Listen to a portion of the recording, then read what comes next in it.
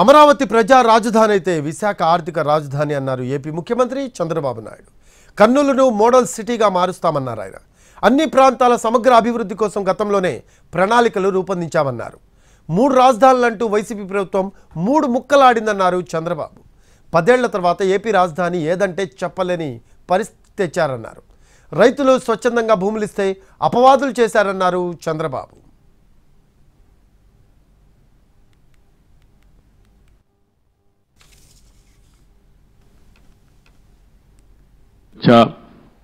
భవిష్యత్తులో ఏం చేయాలనో ఇక్కడ అమరావతిలో ఉండే రైతులే కాకుండా రాష్ట్రంలో ఉండే ప్రతి ఒక్కరూ సజెషన్స్ ఇచ్చే విధంగా ముందుకు పోవాల్సిన అవసరం ఉంది.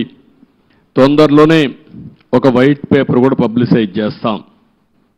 ఒక వైట్ పేపర్ పబ్లిసైజ్ చేసి ప్రజలు అందరూ కూడా చర్చించుకోవాల్సిన అవసరం ఉంది.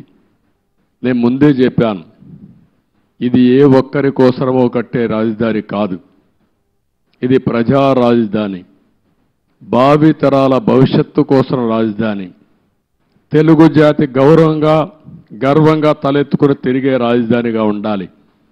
అదే సమయంలో ఇక్కడ అమరావతి రాజధాని వస్తుందంటే విశాఖపట్నాన్ని ఆర్థిక రాజధానిగా తయారు చేయాలని, కర్నూలుని ఒక మోడర్న్ సిటీగా ఆధునికమైన నగరంగా తయారు చేయాలని, అదే మాదిరిగా అన్ని జిల్లా హెడ్ క్వార్టర్స్ కూడా ఏమేం చేస్తామో చాలా స్పష్టంగా చెప్పాం.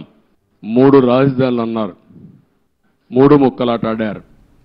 కడాన 5 సంవత్సరాల తర్వాత 10 సంవత్సరాల తర్వాత మీ రాజధాని ఏదంటే చెప్పుకోలేని దుస్థితిలో మనం నెట్టేసే పరిస్థితికి వచ్చారు. డబ్బులు ఎక్కడున్నాయన్నారు.